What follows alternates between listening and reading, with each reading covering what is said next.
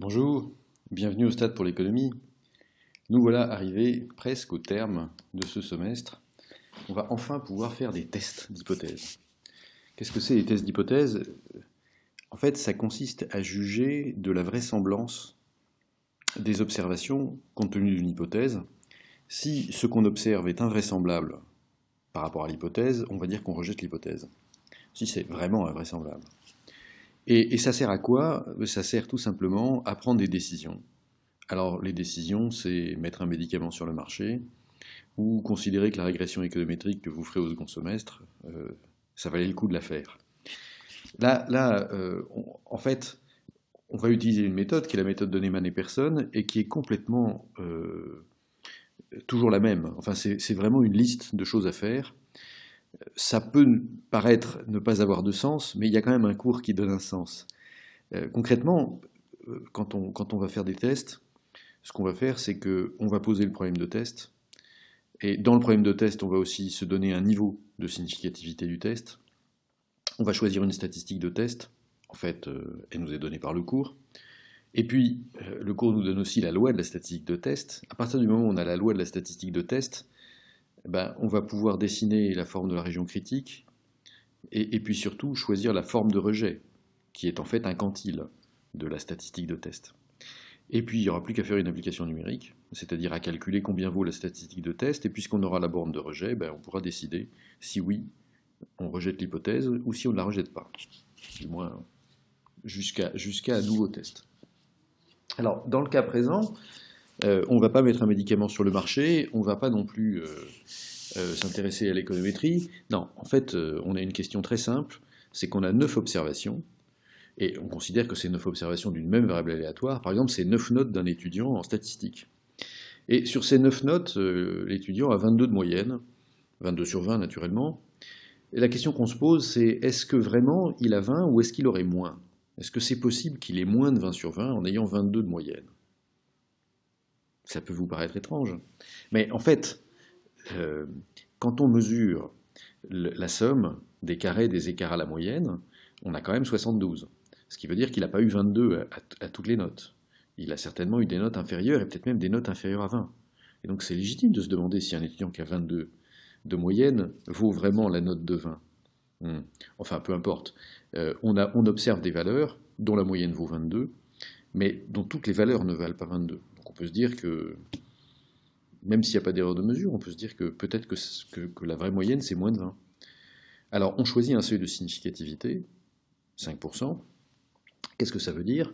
Ça veut dire que concrètement, on va rejeter l'hypothèse que la vraie moyenne, l'espérance en fait de la variable aléatoire dont on a 9 observations est inférieure à 20, si il y a tout simplement moins de 5% de chances qu'on observe ce qu'on observe, c'est-à-dire une moyenne de 22, sous l'hypothèse que l'espérance des variables aléatoires est 20. C'est ça le test d'hypothèse. Et concrètement, qu'est-ce que c'est ce 5%? Ce 5%, c'est la probabilité de rejeter à tort l'hypothèse. Alors quoi? Bon, on y est. 9 observations, moyenne 22, somme des carrés des écarts à la moyenne 72, hypothèse de test, mu inférieur à 20, mu l'espérance de chacune des variables, et donc de leur moyenne, versus hypothèse 1, mu supérieur à 20. On a donc les hypothèses de test, le seuil de significativité, en avant pour la statistique de test. Alors la statistique de test, ça va être super original, c'est quelque chose que les étudiants de statistique n'ont jamais vu jusqu'ici. On va l'appeler T, figurez-vous. Pourquoi est-ce qu'on va l'appeler T? Ah, mystère et boule de gomme. Mais on va considérer que c'est, par exemple, 1 sur n fois la somme de i égale 1 à n des xi, moins mu, l'espérance, divisé par Sn sur racine de n. Alors pourquoi Sn? Parce qu'on ne connaît pas l'écart type. Et en fait, ici, on a observé la somme de i égale 1 à n des xi moins x bar. J'aurais pas dû dire x bar n, j'aurais dû dire xi moins x bar, le tout au carré. Donc, Sn carré, qui vaut en fait 1 sur n moins 1 fois cette somme, de i égale 1 à n des xi moins x bar au carré, eh bien en fait, c'est tout simplement 1 sur n-1 fois cette quantité. Voilà. Donc, de fait, on observe ce qui nous permet de calculer la variance empirique corrigée. On peut avoir la variance empirique corrigée, et du coup, qu'est-ce qu'on fait? On fait la différence entre la moyenne empirique qu'on observe, le mu qui est l'espérance qu'on ne connaît pas et qu'on cherche à connaître, et on divise par l'écart type empirique corrigé de la moyenne empirique. Bon, d'accord. Bon, c'est pas très compliqué, on peut réécrire ça plus simplement. X bar 9, puisqu'on a 9 observations, moins mu sur S9 sur racine de 9, puisqu'on a 9 observations. On a 9 observations. On a 9 observations. D'accord. Et ça c'est statistique de test. On récapitule. Problème de test, niveau de significativité du texte, statistique de test. Maintenant, loi de la statistique de test. Alors attention, la loi de la statistique de test, par définition, elle est contingente à l'hypothèse qu'on va faire sur mu. Et donc concrètement, si mu est égal à 20, ce qui correspond à H0, enfin en fait à la valeur limite de H0, si mu est égal à 20, on va avoir quoi? On va avoir x bar 9 moins 20 sur S9 sur racine de 9, ça suit sous H0, une loi de student à 9 moins 1 égale 8 degrés de liberté. Pourquoi? Parce qu'on a une variable aléatoire normale, moins son espérance, divisé par son écart type empirique corrigé. On y est. Bon, donc en fait, c'est presque une normale centrée réduite. C'est une normale centrée, pas tout à fait réduite, parce qu'on ne peut pas réduire, parce qu'on ne connaît pas le vrai écart type. Mais comme on divise par l'écart type empirique corrigé, ça fait office 2. D'accord. Et donc du coup, ça suit student à 8 degrés de liberté. Mais alors, si ça suit student à 8 degrés de liberté, page suivante, ça veut tout simplement dire que notre statistique de test, on connaît son profil. Ça va être quelque chose comme ça, à peu près. Et quoi? Ce qu'on se dit, c'est que la question qu'on se pose, c'est si, en fait, x bar est plus petit que 20. Ou plus précisément, si mu est plus petit que 20. Si mu est plus petit que 20, en gros, je vous rappelle qu'on a observé des valeurs de l'ordre de 22, mais si mu est plus petit que 20, qu'est-ce que ça veut dire? Ça veut dire qu'en général, on doit observer des valeurs de x qui sont plus petites que 20. On doit observer plus souvent des valeurs de x qui sont plus petites que 20 que des valeurs de x qui sont plus grandes que 20. En effet, on observe plus souvent des valeurs qui sont proches de l'espérance que loin de l'espérance. Bon, sauf dans des cas bizarres, mais là, on est dans un cas où on a des variables normales. D'accord ? Donc, de fait, plus on s'éloigne de la moyenne, enfin de l'espérance, plus les valeurs sont improbables. D'accord. Donc, si mu est inférieur à 20, on doit observer en général des valeurs de x inférieures à 20. Et donc, si on observe des valeurs de x inférieures à 20, comme notre statistique, elle vaut xn bar moins mu sur Sn sur racine de n, si on observe en général des valeurs inférieures à mu, xn bar moins mu, ça c'est plus petit que mu, ça c'est mu, donc ça doit être négatif. En général, ça doit être négatif. Enfin, c'est plus souvent négatif que positif. Donc on est par là. Et non seulement c'est plus souvent négatif que positif, mais en fait, ça ne nous gêne pas que ce soit négatif. Pourquoi? Puisque, enfin j'entends, c'est parfaitement compatible avec l'hypothèse, puisque l'hypothèse c'est mu inférieur à 20. Donc, plus mu est petit, plus les xn bar qu'on va observer sont petits, alors que sous l'hypothèse 0, on va dire que mu vaut 20, et donc si le vrai mu il est plus petit que 20, la statistique va être négative. En revanche, si le vrai mu il est plus grand que 20, xn bar moins 20, ça va être positif. Et donc on va être par là. Et justement, si mu est plus grand que 20, ce qui se passe, c'est que quoi? C'est qu'on va observer une statistique positive. Et plus mu est grand, plus il y a la chance que la statistique soit positive. Donc concrètement, la région de rejet, elle est par là. La région de rejet, elle est par là, c'est-à-dire que si on observe des valeurs de la statistique qui sont fortement positives, on a de bonnes raisons de penser que l'espérance est positive aussi. Parce que c'est dans ce sens-là qu'on raisonne, n'est-ce pas? Le raisonnement, c'est pas, tiens, qu'est-ce que vaut mu, et puis je vais réfléchir sur mu. Non, non, le raisonnement, c'est, je vois des valeurs, et c'est comme ça que je vais essayer d'inférer mu. Parce que j'ai pas d'autre indice de ce que vaut mu que ce que je vois. Bref, si les valeurs que j'observe sont plus petites que 20, ma statistique est négative. Si les valeurs que j'observe sont plus grandes que 20, ma statistique est positive. Et c'est quand même plus improbable d'avoir une espérance inférieure à 20 si j'observe des valeurs supérieures à 20 et donc une statistique positive, que si j'observe des valeurs inférieures à 20 et donc une statistique négative. Bon, concrètement, c'est pour ça que je dis la région de rejet, elle est par là. Alors, elle est par là, d'accord, mais et c'est quoi le quantile qui correspond à la région de rejet? On sait qu'on veut 95% ici, 5% là.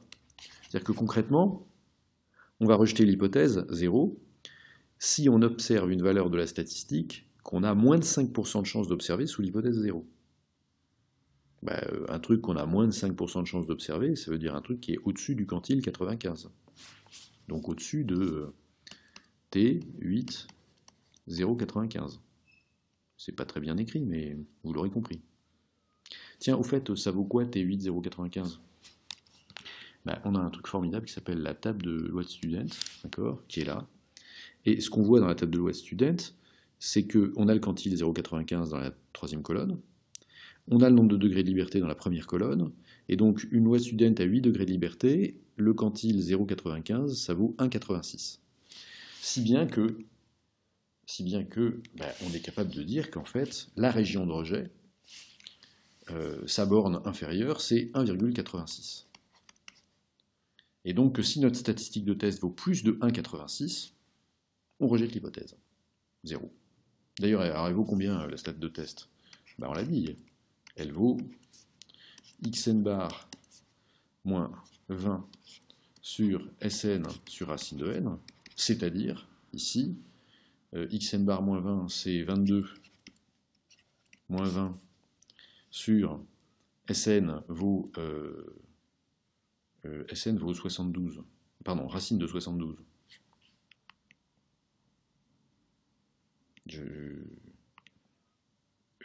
Non, pardon. Sn vaut 72 divisé par 8. Que je ne dise pas de bêtises. Sn vaut racine de 72 divisé par 8. J'y suis. J'aurais quand même pu préciser, pardon. En fait, on a dit que Sn carré, c'était quoi? C'était 1 sur n-1 fois la somme de i égale 1 à n des xi moins x bar, d'accord, au carré. Et donc ça vaut 72. Ça vaut 8. Donc en fait, ce qu'on a, c'est qu'on a 72 sur 8, ou Sn carré, c'est-à-dire 9. Et donc, Sn vaut racine de 9, c'est-à-dire 3. Voilà, on est au bout du crabouillat. On va pouvoir maintenant remplacer Sn par ce que ça vaut, c'est quand même plus simple. Et ça vaut quoi? Ben, on l'a dit. Ou alors si on veut, on va dire c'est racine de 9 sur racine de 9, parce que ça va quand même nous simplifier la vie. Et donc il nous reste 2. Notre stat de test vaut 2. Elle vaut 2, c'est-à-dire qu'elle est là. Elle est dans la région de rejet, puisqu'elle est supérieure à 1,86. Et donc, décision, on rejette H0. D'accord ? Alors qu'est-ce que ça veut dire qu'on rejette H0 ? Je vous rappelle ce qu'était H0. H0, c'était la moyenne de l'étudiant est inférieure à 20. Et la réponse, c'est, compte tenu du fait qu'en moyenne, il a 22, et que le carré des écarts à la moyenne de ces notes, c'est 72, on ne peut pas décemment penser que sa moyenne est inférieure à 20. Et donc, du moins, il y a moins de 5% de chances que sa moyenne soit inférieure à 20, compte tenu, ou plutôt, c'est pas comme ça qu'il faut le dire. Si sa moyenne est vraiment inférieure à 20, alors il y a moins de 5% de chances qu'on observe les notes qu'on observe. Et donc on va considérer que ça n'est pas satisfaisant et on rejette l'hypothèse que la moyenne est inférieure à 20. Alors, d'accord, peut-être que sa moyenne n'est pas inférieure à 20, mais quand même, on pourrait considérer que, d'accord, H0 c'est mu égale 20. Mais on pourrait considérer cette fois-ci non pas un intervalle unilatéral, mais un intervalle bilatéral. Qu'est-ce que ça veut dire considérer un intervalle bilatéral? Eh bien, ça veut dire que plutôt que de chercher si la stade de test est dans une région de rejet qui est comme ça, on va chercher si la stade de test n'est pas dans une région de rejet bilatérale où, là, on a 95% toujours, et puis on a en fait 5% qui sont répartis en 2,5% de chaque côté. C'est un peu comme si on faisait un intervalle de confiance et on se demandait si la stade de test est dans l'intervalle de confiance. Vous avez compris l'idée. 2,5 plus 2,5, ça fait 5, et on prend un intervalle bilatéral symétrique, parce que c'est vrai, après tout, qu'on pourrait prendre 0,01% d'un côté et puis 4,99 de l'autre. Ou n'importe quoi, d'ailleurs. Enfin, on peut bidouiller n'importe quoi tant que ça nous arrange, certes. Mais justement, pour éviter que ce soit du bidouillage de n'importe quoi comme ça nous arrange, on va dire qu'on prend un intervalle symétrique. Donc, j'ai mon hypothèse de test. Mu égale 20 contre mu différent de 20. J'ai mon seuil de significativité 5%.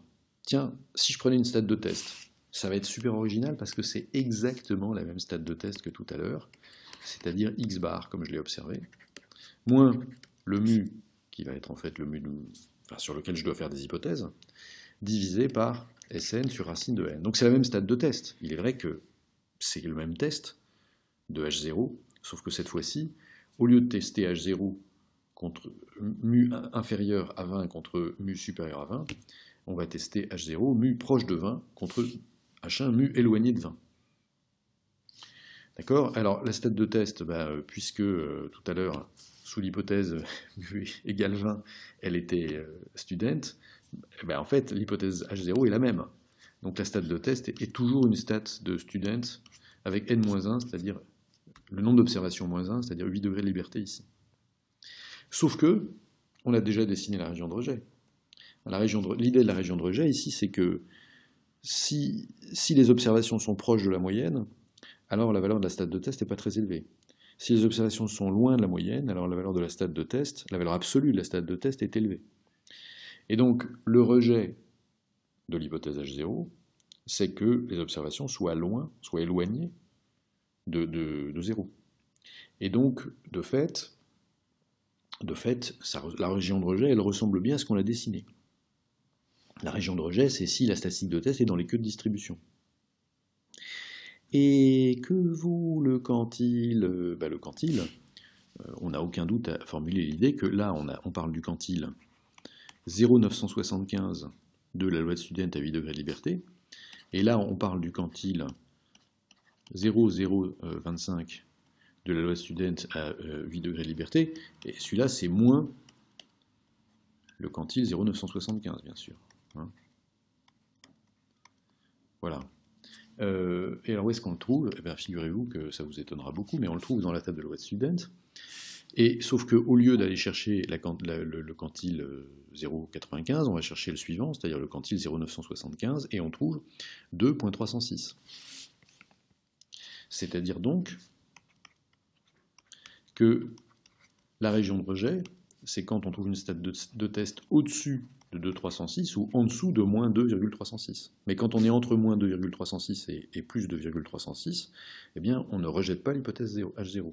Et comme la stade de test, elle a toujours la même valeur, c'est-à-dire que t vaut toujours 2. Enfin, si vous voulez, t vaut toujours 22 moins 20 sur racine de 9 divisé par racine de 9 est égal à 2. Mais 2, ça appartient évidemment à l'intervalle moins 2,306. 2,306.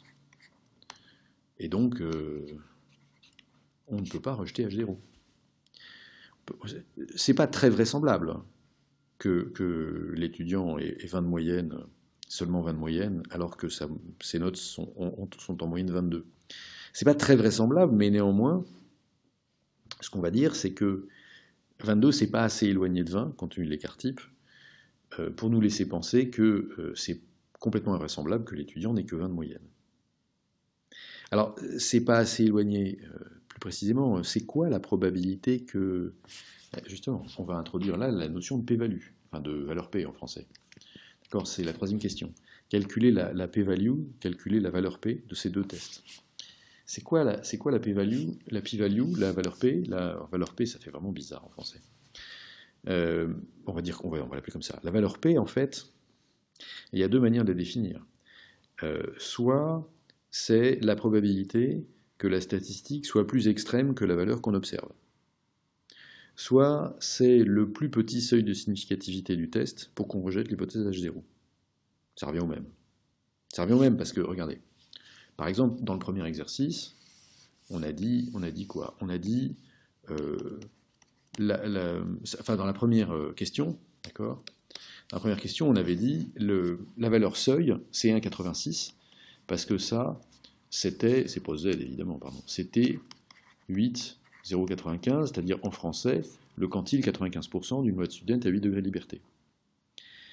Et nous, ce qu'on a observé, c'est 2. Et donc, quand je dis quelle est la probabilité qu'on observe, qu'on fasse une observation plus extrême, donc la p-value, c'est la proba que la stat de test soit supérieure à 2, c'est-à-dire la valeur qu'on a observée.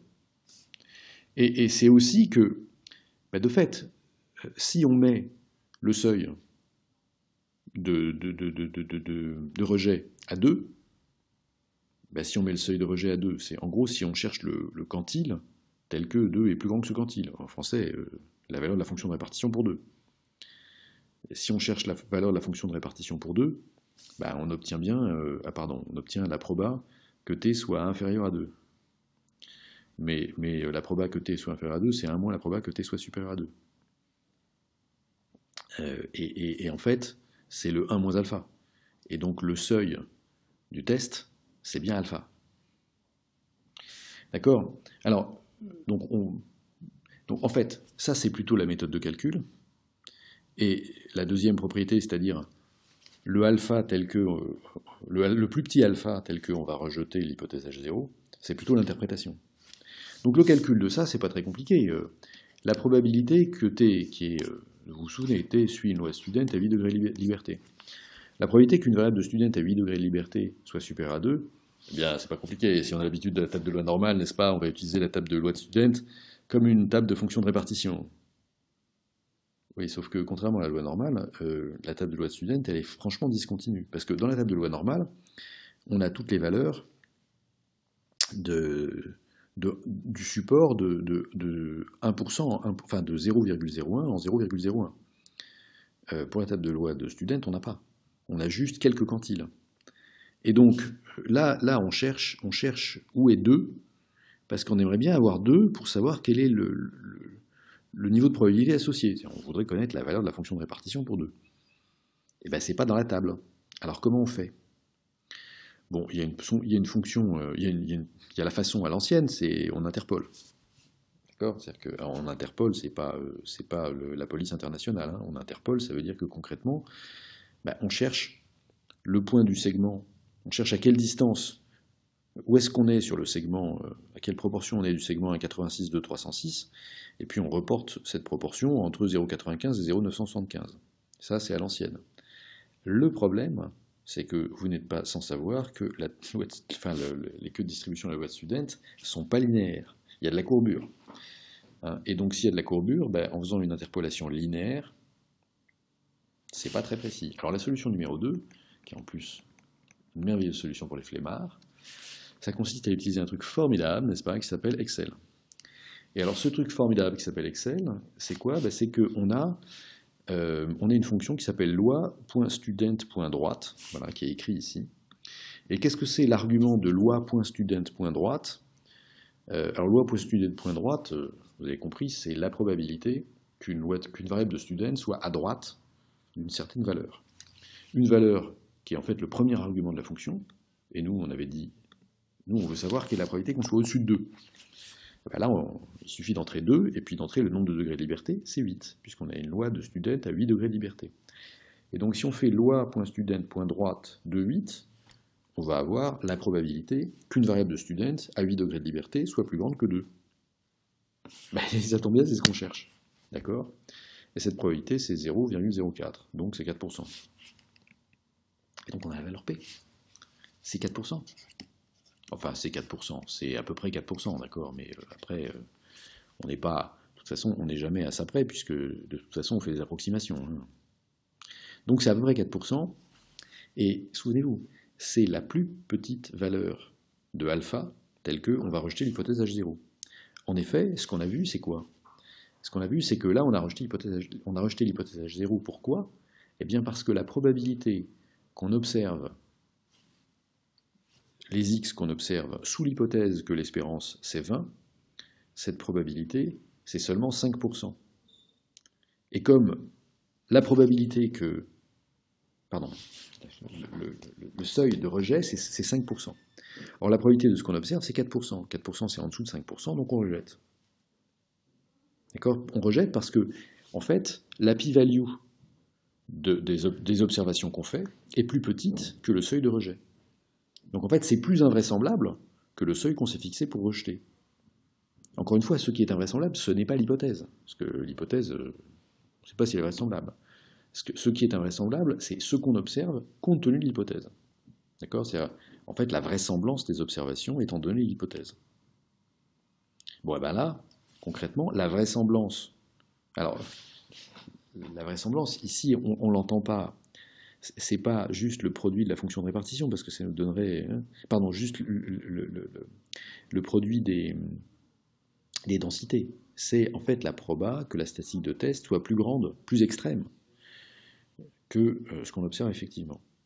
Et dans le cas qui correspond à la question 2,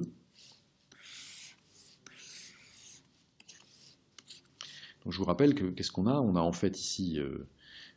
on a... Décidément, j'ai du mal ce matin, je ne sais pas pourquoi je veux l'appeler Z.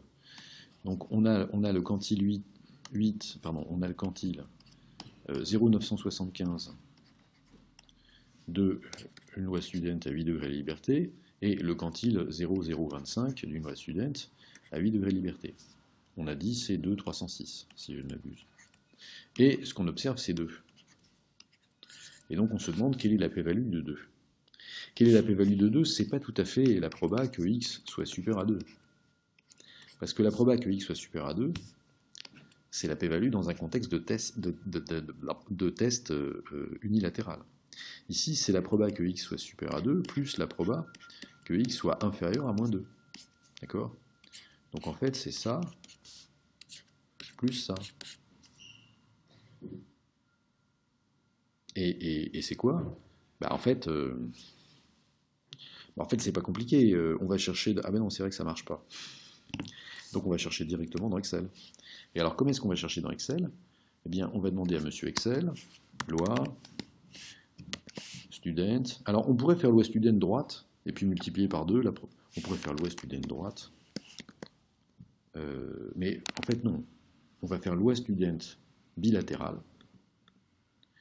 Et puis, la valeur qu'on a, c'est 2. Et puis, le nombre de degrés de liberté, c'est 8. Et qu'est-ce que ça nous répond-il? Eh bien, ça nous répond le double de la valeur précédente, c'est-à-dire 8%.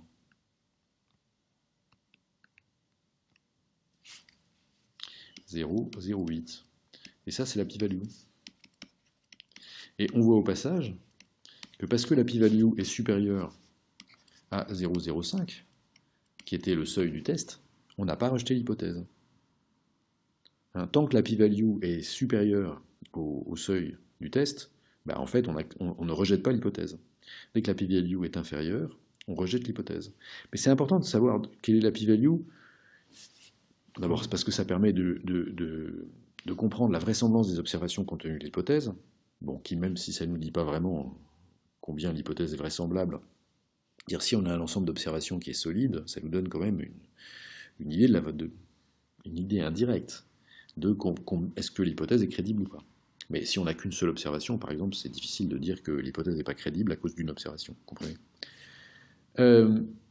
Donc oui, pardon. En revanche, si on a une p-value, si on a pas mal d'observations indépendantes, et qu'on a une p-value qui vaut 1 sur 10 puissance 24, comme c'est le cas de Arbuthnot quand il s'intéresse au sex ratio, on peut quand même se dire que l'hypothèse qu'on a faite, comme elle n'est pas très vraisemblable, 1 sur 10 puissance 24, compte tenu des observations, si les observations sont de bonne qualité, c'est-à-dire si vous n'avez pas demandé à votre beau-frère de faire ce qui vous arrange, d'observer ce qui vous arrangeait, donc si les observations sont vraiment tirées au hasard, c'est que votre hypothèse comment dire, ça ne doit pas être la bonne. Voilà, c'est ça la leçon de la théorie des tests. Ça permet de dire quand est-ce que l'hypothèse ne doit pas être la bonne. Maintenant, évidemment, il ne faut pas sélectionner les observations, il faut les prendre de manière vraiment aléatoire, et puis il faut avoir du bol avec son ensemble d'observations. Mais en tout cas, le rôle des tests, c'est de nous dire quand c'est pas vraiment vraisemblable. Et là, avec le test unilatéral de la première question, c'était pas vraiment vraisemblable que l'étudiant ait moins de 20 si on avait observé en moyenne des notes supérieures à 22. Le deuxième test permet de dire autre chose. Ça prouve quand même que même si on est d'accord sur la méthodologie des tests, on peut quand même, non pas manipuler les résultats, mais donner les résultats qui nous arrangent. Ceci dit, ça ne m'arrange pas forcément que vous ayez moins de 20. Hein. Enfin, faut pas le croire comme ça. C'était juste pour dire qu'on pouvait manipuler. Voilà. Faites-en bon usage. Merci de votre attention et à bientôt pour de nouvelles stats pour l'économie.